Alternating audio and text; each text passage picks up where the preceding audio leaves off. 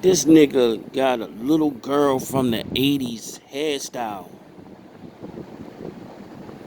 So when your mom wake up early and do your sister hair, this nigga look like somebody just got a hot comb and went through his shit, man. These new niggas are wild, man. This is some real nigga shit. For real, man. I'm lost for words, man. This nigga look bizarre. This is a knuckle dragger, man. Only a knuckle dragger or a gay will make his hair like this, man.